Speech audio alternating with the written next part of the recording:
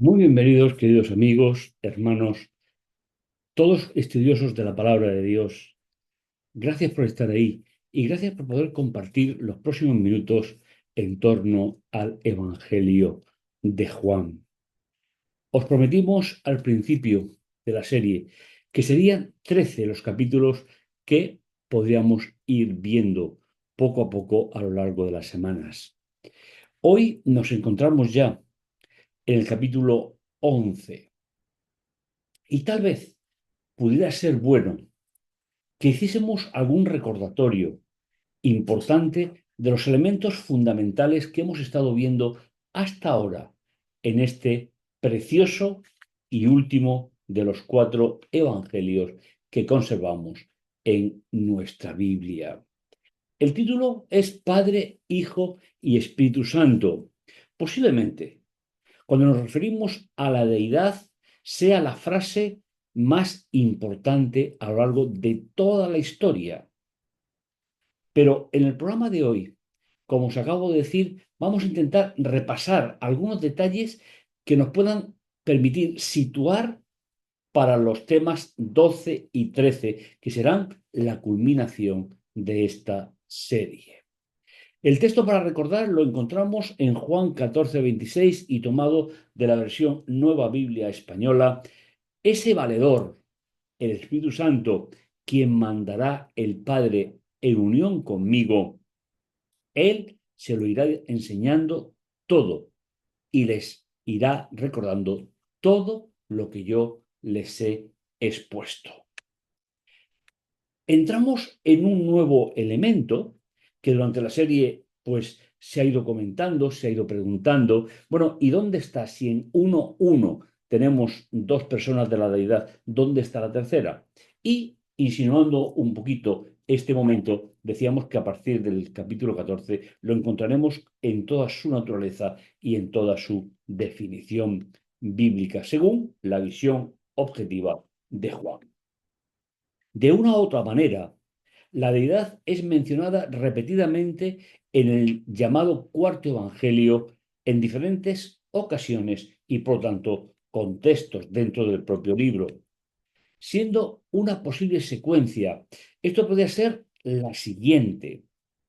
El itinerario de la segunda persona de la deidad, y esto es algo fundamental que estamos manteniendo desde el principio, podemos identificar tres grandes periodos: antes de la encarnación, durante la encarnación y posterior a la encarnación.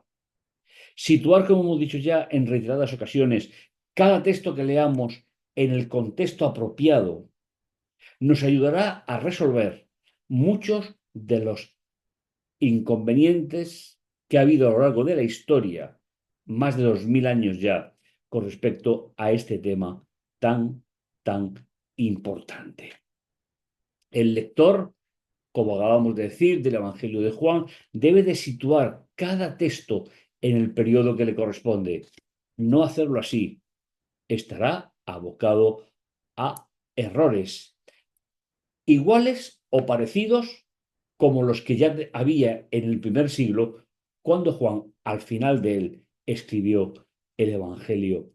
¿Cuánto trabajo le ha costado al ser humano por querer explicar filosóficamente a la deidad y no basarse puramente en los textos bíblicos, sin influencia griega, sino en el mundo semita en el cual están desarrollados?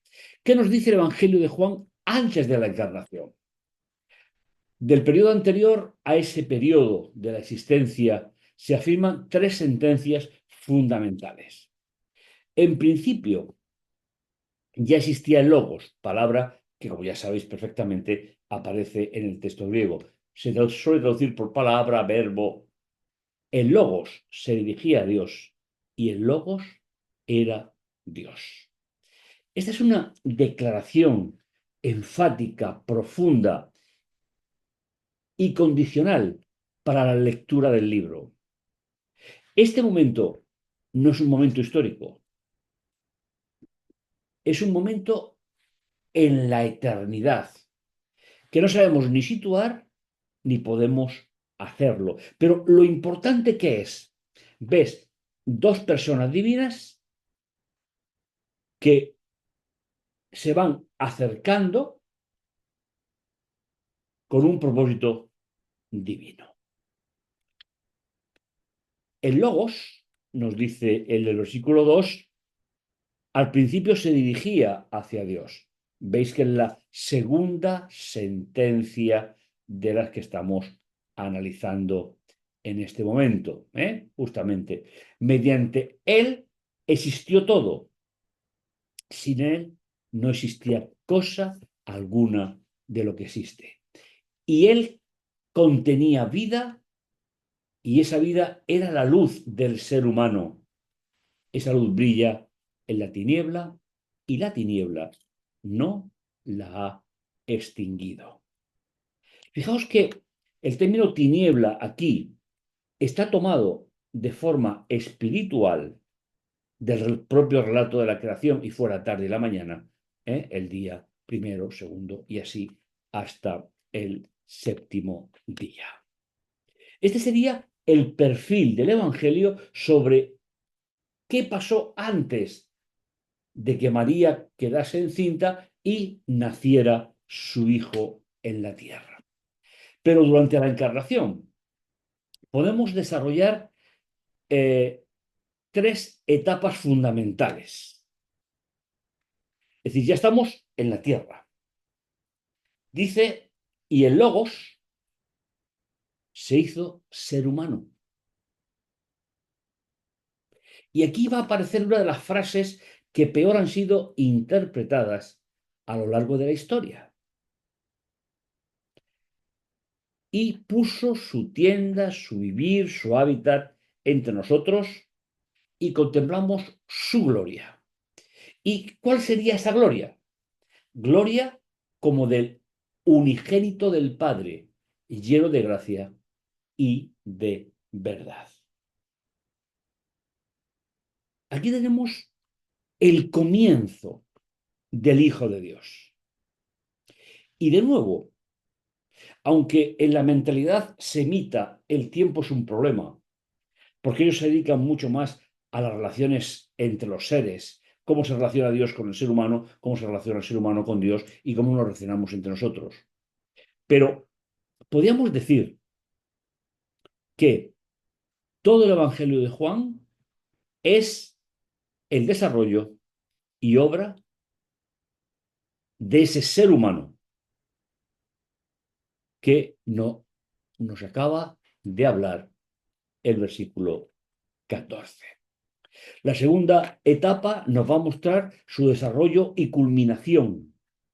Y Juan dio testimonio de esto.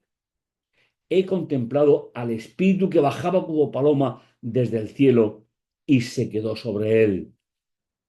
Todos recordáis este pasaje, lo hemos estudiado en la serie. Tampoco yo lo conocía.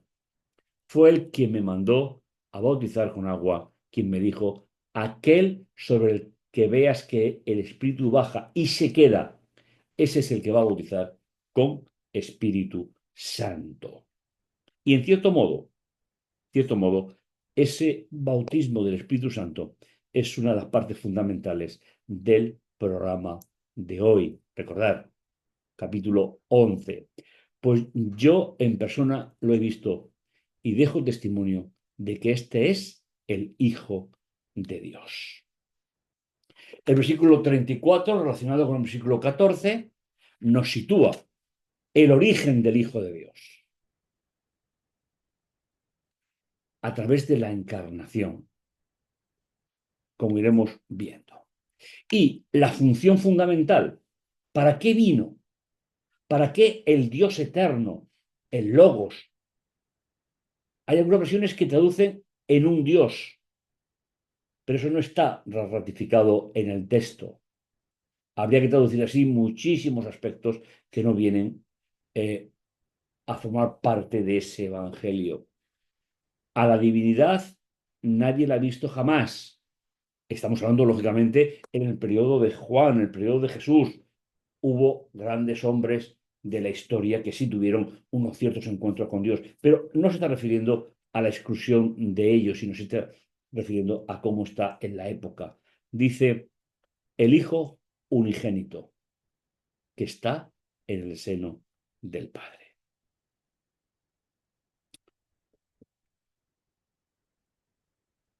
Analicemos uno de los pensamientos más comunes entre los lectores de la Biblia y que ha condicionado por milenios la visión humana de Dios.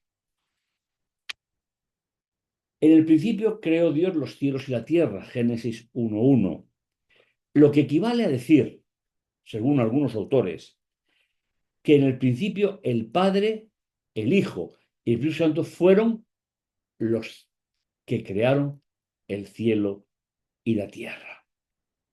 Yo sé que vamos a hablar de matices, pero que matices que son realmente importantes para comprender finalmente el Evangelio de Juan. Si hemos dicho que Juan 1:1 es el origen, Juan 1:14 es el comienzo de la encarnación y que es ahí donde aparece por primera vez el Hijo de Dios. Este pensamiento está muy utilizado o es muy utilizado en la historia, pero tiene algunos puntos que deben de ser analizados. ¿Concuerda su sentido estricto con la idea plenamente con Juan 1 del 1 al 5? La hemos leído. Y tal vez podáis, cuando veáis este vídeo, pararla, repasar y continuar porque es importante. ¿Qué podemos aprender de algunos textos? Como los siguientes. Primero, porque así demostró Dios su amor al mundo, Juan 3:16, llegando a dar a su único Hijo, para que todo el que preste adhesión tenga vida definitiva y ninguno perezca, porque no envió Dios el Hijo al mundo para que dé sentencia contra el mundo. Ya sabéis que traducimos la palabra mundo por sociedad, cultura, sino para que se salve el mundo. Y el ejercicio práctico del programa de hoy es este versículo. ¿Cuándo se dice? ¿Se dice antes del nacimiento de Jesús o se dice durante el ministerio de Jesús en la tierra? Sin ninguna duda, tenemos que es, al ser Hijo único de Dios, versículo 1:14, pues estamos totalmente de acuerdo en que se refiere no a la eternidad del Logos, palabra, verbo, sino se refiere al periodo que estuvo entre nosotros. Como a mí me envió el Padre, que vive, así yo vivo por el Padre. También aquel que come vivirá conmigo. Aquí tenemos otro punto importante a añadir. Si seguimos mirando Juan 1:1, las dos personas plenamente divinas que aparecen allí, no se le llama ninguna padre, sino se le llama Dios. A la segunda no se le llama hijo, se llama logos, palabra, verbo. Si estamos hablando como me envió el Padre, estamos viendo que la persona divina, Dios, de 1:1, a partir de la encarnación y por medio de la encarnación, se convierte en el Padre. Y el Logos encarnado se convierte en el Hijo. Pero siempre a partir del momento de la fecundación de María. No podemos sostener que fuese con anterioridad. Pues ni siquiera el Padre da sentencia contra nadie, sino que la sentencia la ha delegado toda en el Hijo. ¿Veis? Son textos que si los sacamos de su contexto y no los situamos perfectamente en qué periodo de la eternidad de la segunda persona está hablando, podemos equivocarnos. Como se equivocaron muchos lectores del Evangelio en el siglo II, III, y así ha llegado a través de algunos grandes teólogos de la época como uno de las desnaturalizaciones más importantes de la deidad, según la concepción del ser humano. Una de las funciones fundamentales es la restauración de las relaciones. Recordemos algún detalle importante. Es ampliamente conocido que la entrada del pecado fue una ruptura de relaciones a muchos niveles. Lo hemos comentado. debemos de preguntarnos, ¿cuál es el primer sentido bíblico de pecado? La respuesta la encontramos en Génesis 3:6. Entonces la mujer cayó en la cuenta de que el árbol tentaba el apetito, era una delicia de ver y deseable para tener acierto. Nueva Biblia Española, para tener conocimiento, otras versiones actuales. Tomó del fruto, comió y alargó su marido, que comió con ella. Si recordáis, Génesis capítulo 1, versículo 26 al 28, se muestra el orden de la creación que Dios había establecido desde el mismo momento de la creación o el hacer de la primera pareja. En Génesis 3:15, ¿cuál era esa orden? ¿Cuál es esa forma en la cual Dios quiso que el universo funcionara, incluida la Tierra o el planeta en el que vivimos? Primeramente Dios, después la pareja y después el resto de la creación. Y como dice el texto bíblico, les dijo que la gobernaran y para eso recibieron la imagen de Dios en ellos, tanto él como ella en el mismo instante. Este versículo encontramos Génesis 3:15.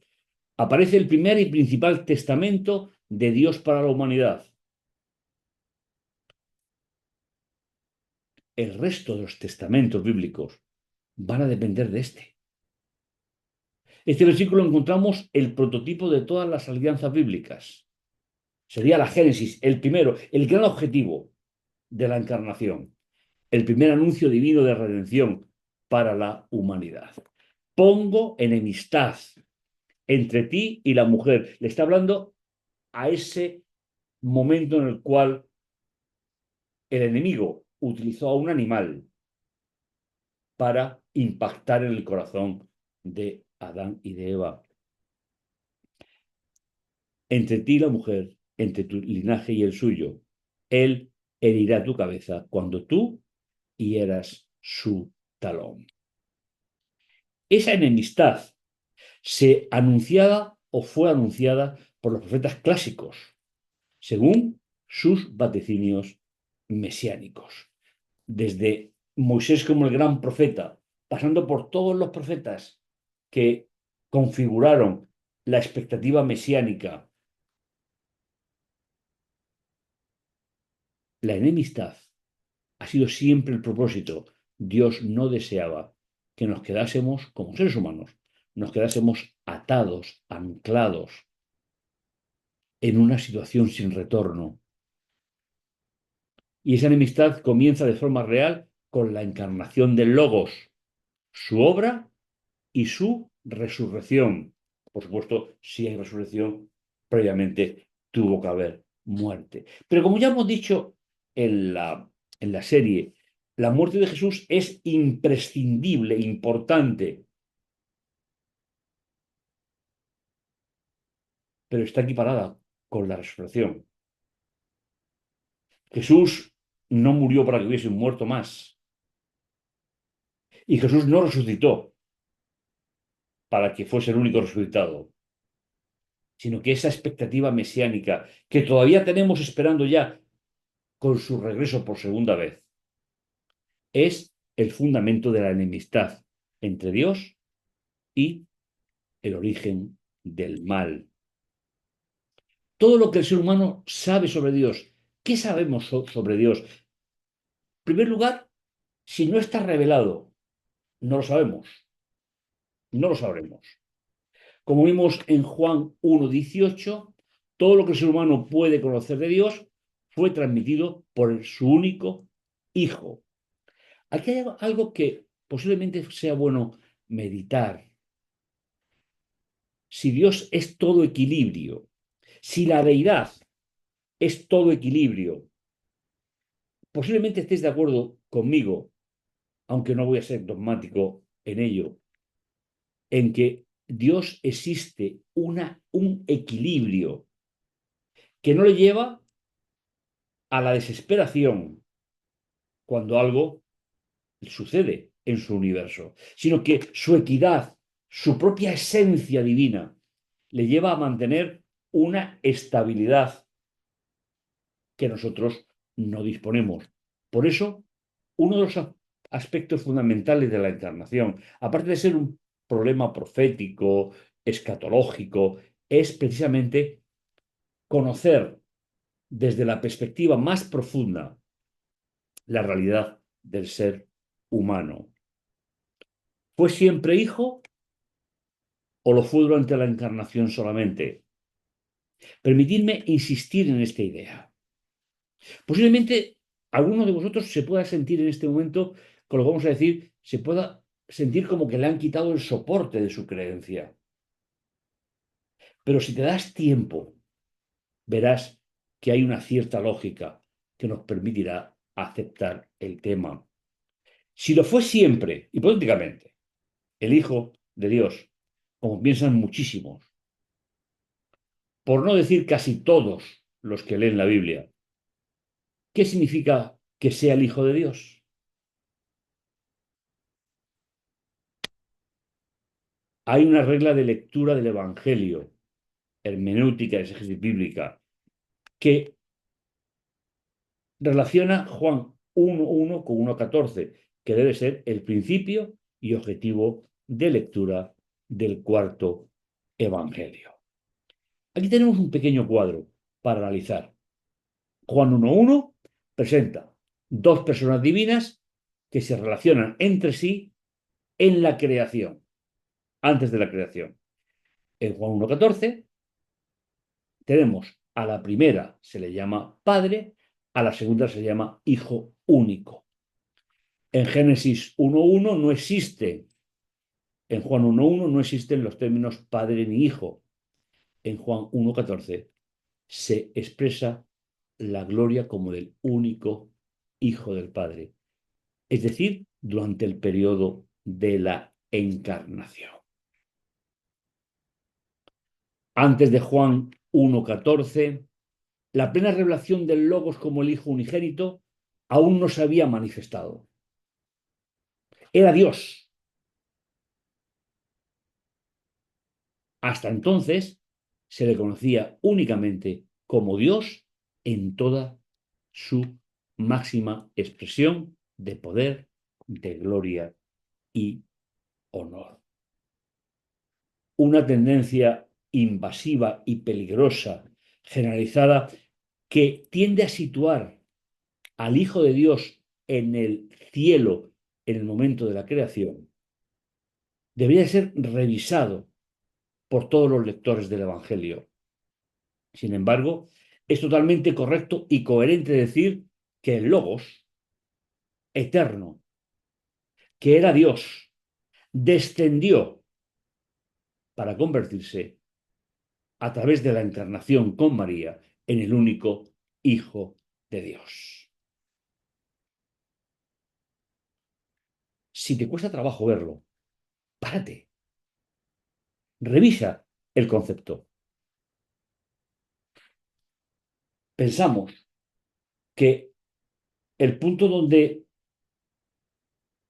se vuelve muy débil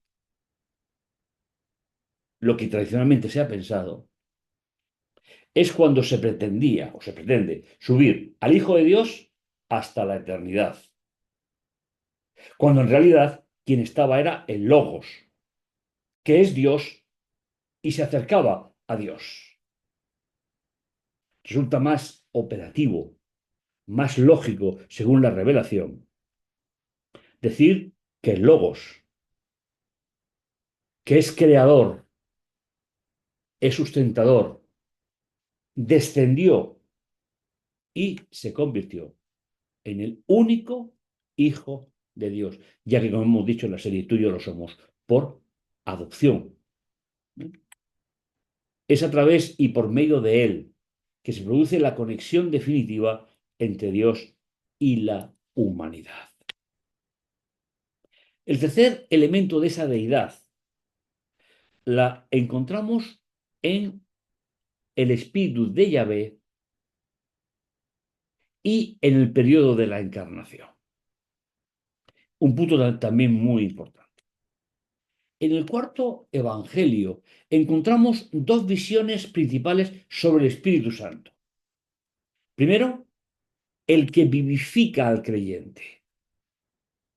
El creyente de la nueva alianza está vivificado, sostenido espiritualmente por el Espíritu. Y vamos a ver algunos textos que nos van a aclarar esta idea. Y la segunda, su función como sucesor de Jesús. Es decir, como sucesor del Hijo de Dios, que cuando resucitó volvió a ser Dios en toda su dimensión, dejando la función de Hijo de Dios para el periodo de la encarnación, para el periodo de la salvación de la humanidad. En la Biblia hebrea se suele llamar a la tercera persona de la deidad Ruach Elohim, es decir, Espíritu, Viento de Dios. Por ejemplo, Génesis 1, 2. Se llama Ruach Elohim, Ruach Yahvé, Yoab Adonai. Es decir, recibe todos los nombres de la deidad en la primera gran parte de la Biblia. ¿Y cómo se identifica el Espíritu de Dios en el cuarto Evangelio y en la Biblia apostólica? Más o menos acorde con entre Juan y el resto de los autores de los apóstoles. Veamos algunas realidades. Dice, repuso Jesús, pues sí, te lo aseguro. Si uno no nace de agua y del Espíritu, no puede entrar en el reino de Dios. Esa es la novedad de la nueva alianza. De la humanidad nace humanidad. De el espíritu nace lo espiritual. Es decir, aquí se está presentando la humanidad con la que nacemos, con la espiritualidad con la que somos convertidos en seguidores de Jesús. No te extrañes que te haya dicho, tienen que nacer de nuevo. Recordáis, vimos esta historia. El viento sopla donde quiere y oyes su ruido, aunque no sabes de dónde viene ni a dónde marcha. Eso pasa con todo el que ha nacido del Espíritu. ¿Veis? Aquí estamos en la parte, el Espíritu vivificante, el que da vida al creyente. Es el Espíritu quien da vida, la humanidad no es de ningún provecho. Las exigencias que le ha estado exponiendo son espíritu y son vida. Esa es un poco la idea de la tercera persona en el Evangelio. Y aparece también la figura del sucesor de Jesús. En el discurso de despedida, en Juan capítulo del 13 al 17, el Espíritu es presentado de una forma propia y personal de Juan. En ningún otro escrito fuera de la literatura joánica, aquí incluimos las cartas, se utilizó esta visión sobre la tercera persona de la deidad o el Espíritu.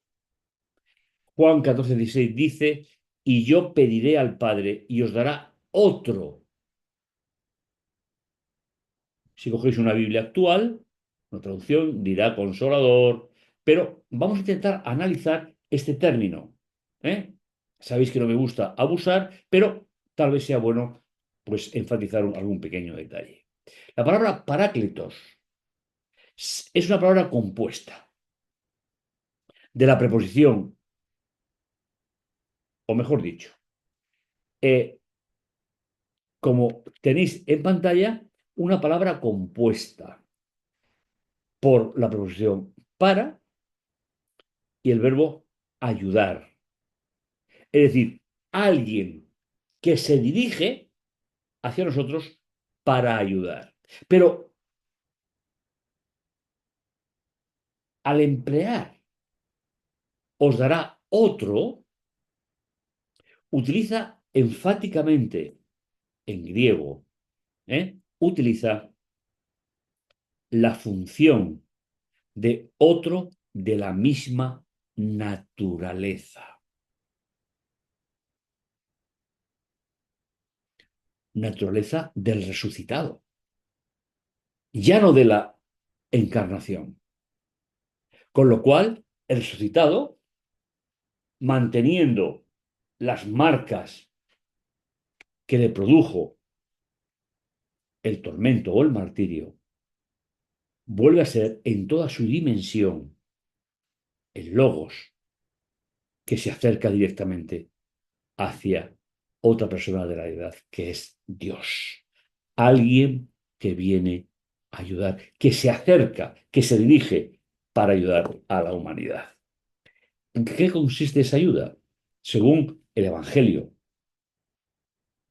Y yo pediré al Padre y os dará otro Paráclitos. Ahora tenemos alguna idea poquito más del tema, para que esté siempre con vosotros. En primer lugar, la sustitución es, mientras que Jesús, el Hijo de Dios, era transitorio, circunstancial e histórica, la presencia del Espíritu, ¿eh?, es hasta que venga Jesús por segunda vez. Y dice, a quien la sociedad no puede recibir porque no lo ve ni lo conoce, pero vosotros lo conocéis porque mora con vosotros y estará en vosotros. Es decir, la preposición es una preposición de dirección hacia el interior nuestro. Recordar, me permitís la licencia, el acontecimiento de Hechos 2, que ocurrió muchos años antes de que Juan escribiera el Evangelio. Es decir, Jesús lo anuncia para el futuro.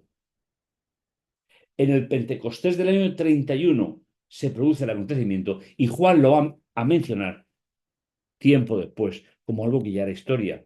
Juan ya vivía en la época del Espíritu. Pero os aseguro que es mejor para vosotros que me vaya, porque si no me voy, el ayudador no vendrá a vosotros, pero si me voy, os lo enviaré. Y podéis traducir de las tres maneras: enviar, comisionar o asignar, la que más os parezca que define la situación. Y cuando Él venga, sacará a la luz, expondrá a la sociedad acerca del pecado, es decir, de ese acto pecaminoso que comenzó alterando el orden de la creación en Génesis 3:6, acerca de la justicia, es decir, de la rectitud, y acerca del derecho en el sentido de justicia.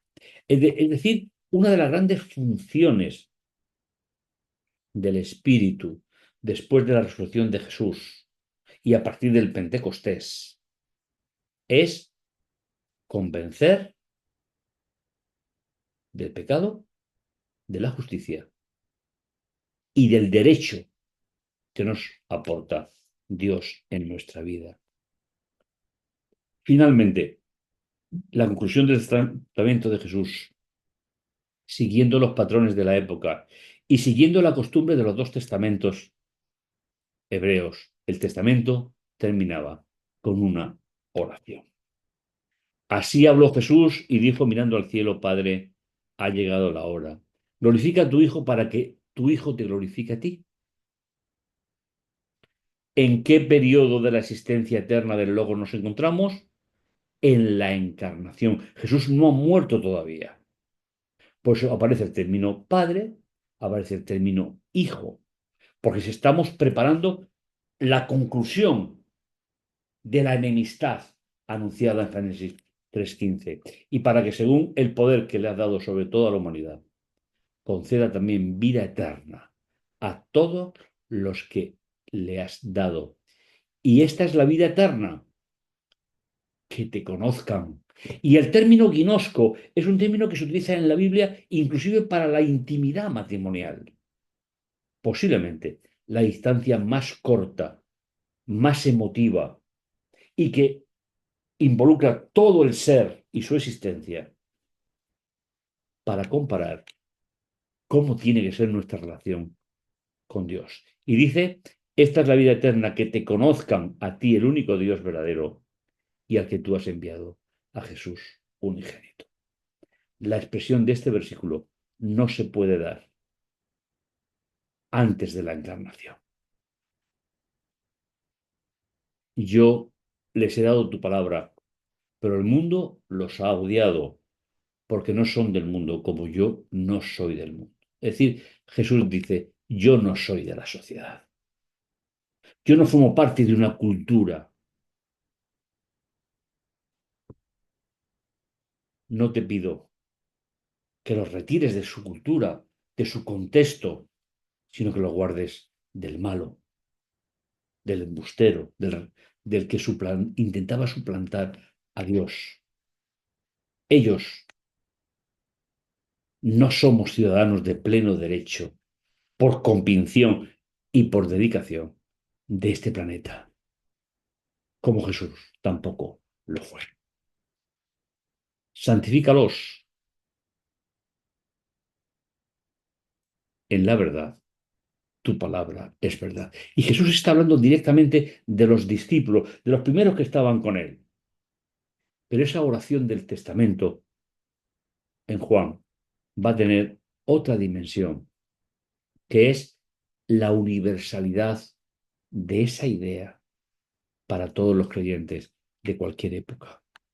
No solo ruego por estos, sino también por aquellos que creerán en mí por medio de su logos. Traduzco la palabra que aparece en el texto, para que todos sean uno, como tú, Padre, en mí y yo en ti, que también sean uno en nosotros, para que la sociedad crea que tú me enviaste. La experiencia del creyente como testimonio de la unidad. Importante. ¿Cómo resumir el programa de hoy? Hay elementos fundamentales que debemos de considerar. A veces es un problema semántico, a veces es un problema de incomprensión, pero si tomamos como punto fundamental las tres etapas de la segunda persona de la deidad, encontramos detalles que son realmente importantes. En primer lugar, antes de la encarnación, era Dios en toda la dimensión. Durante la encarnación se convirtió en Hijo de Dios a través de la colaboración de María, aquella adolescente joven que jamás había tenido relaciones personales íntimas. Y finalmente, tras la resurrección, vuelve a ser Dios con toda su dimensión, pero con el plan de salvación realizado, hecho, consolidado. Jesús oró por ti, oró por mí. Nos dejó al Parácletos, el que viene en ayuda para mostrar el testimonio de la obra de Jesús como el Hijo, el único Hijo de Dios durante la encarnación. Y cuando Jesús oró, oró por ti, pero también oró por aquellos discípulos del primer siglo, para que viniera el Consolador, el Espíritu de la verdad, el Parácletos, para que fuese el que reactive cada día en nosotros la obra de Jesús y haga crecer la esperanza de que este mundo, como lo conocemos, tendrá un final y que de nuevo habrá un cielo nuevo y una nueva tierra. Tal vez podamos estar juntos en los próximos 2 capítulos para terminar la serie. Recuerda, en reestudiar este tema es importante y decisivo. La idea no es subir al Hijo de Dios hacia la eternidad. La idea es bajar al Logos hasta la humanidad para ejercer su obra, su ministerio, su nacimiento, su vida, su muerte. Y una vez que se consolida el plan de salvación a través de él, volver a ocupar el lugar divino para toda la eternidad, que voluntariamente quedó aparcado, permitirme posiblemente el término no sea el más apropiado, durante la encarnación, cuando estaba pensando en ti y en mí, estaba pensando en nuestra salvación. Nos encontramos en el siguiente programa. Tal vez sería bueno que podamos seguir juntos y no nos perdamos ninguna de las dos partes. Nos vemos.